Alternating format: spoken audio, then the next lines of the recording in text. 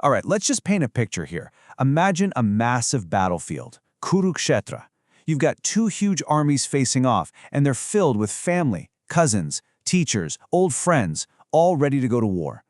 This isn't just some fight over a kingdom, this is the setting for one of the deepest, most powerful conversations ever recorded. And right in the middle of it all is our hero, the Prince Arjuna. Now this guy is the best archer of his time, a true warrior. But when he looks out at the so-called enemy, he doesn't see soldiers. He sees the faces of people he loves, and he just breaks. His famous bow literally slips from his hands. He's completely paralyzed by this impossible choice in front of him. And this is where the Gita really begins. See, Arjuna's dilemma suddenly becomes our dilemma.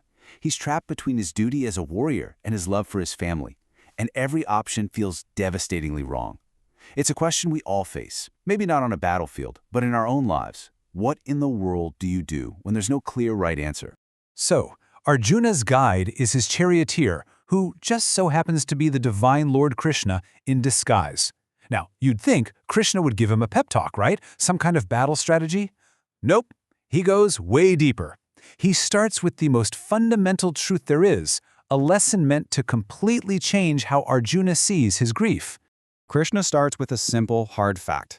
This physical form, the body that we think is us, it's temporary. It has a shelf life. It's born, it lives, it gets old, and it dies. And that's true for every single person on that battlefield. And you know what? It's true for every single one of us. But then, bam, he hits him with the other side of the coin. Krishna says, Arjuna, your sorrow is based on a mistake. You think those bodies are who your loved ones really are. The true self, the soul, the Atman, is eternal.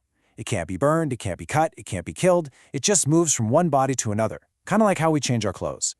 Well, once you establish that the real you can't ever be harmed, the whole conversation naturally shifts. It goes from, what am I, to, okay, so how am I supposed to act in this world if I'm an eternal soul living a temporary life?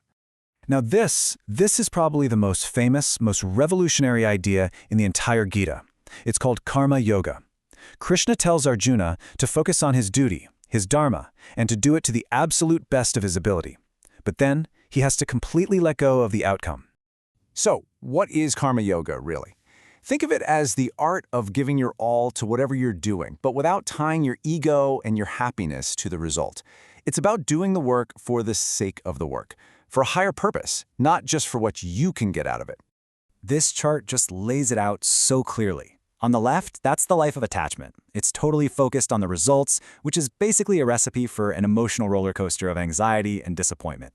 But on the right, you have karma yoga. The focus shifts to right here, right now, on your effort and your duty. And that shift, that's the secret to finding real, stable inner peace, no matter what's happening outside.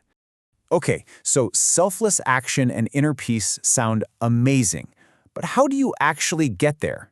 It's not easy, right? Krishna explains that the real battlefield isn't the one with all the soldiers and chariots. The real war is the one happening inside your own mind. The goal is to become a person of steady, unwavering wisdom. And I love this about Arjuna. He's so practical. He basically asks for a field guide. He says, okay, Krishna, what does this wise person actually look like? How do they talk? How do they walk around? It's such an important question because it brings this big, abstract idea down to earth and makes it a real, tangible goal. Krishna's answer starts by pointing out the roadblocks. He says our minds are in this constant state of agitation, and it's all driven by a vicious cycle. And the two biggest enemies in this internal fight, our own unchecked desires and the anger that flares up when we don't get what we want. Krishna lays out this whole chain reaction, this downward spiral of the mind. It starts so innocently, right? You just think about something you like, a sense object. But that thought creates attachment. Attachment brews into a powerful craving. If that craving gets blocked, boom, you get anger. And anger totally clouds your judgment, messes with your thinking, and can ultimately lead to ruin. So if that's the path that leads to a crash and burn, what's the path to wisdom? Well, it's not just about avoiding all the bad stuff. It's about actively, consciously cultivating the good, and not just for you, but for the sake of everyone around you. This part is absolutely crucial. Krishna reminds Arjuna that his actions don't happen in a bubble. As a leader, people are watching him. He sets the example. Whatever he does, good or bad, the world will follow. So your own personal journey toward wisdom has major public consequences. It matters. And the best part is, you don't have to figure all this out on your own. Krishna gives a clear set of instructions for how to gain this knowledge. Find a wise teacher, someone who's actually seen the truth. Approach them with genuine respect. Ask them sincere questions. And learn with humility. This whole process gets your mind ready to receive that higher wisdom. And at the end of the day, after all the practice and all the questions and all the hard work, there's one last ingredient you need: faith. And we're not talking about blind belief. This is a deep, abiding trust in the teachings, in your teacher, and in your own ability to get there.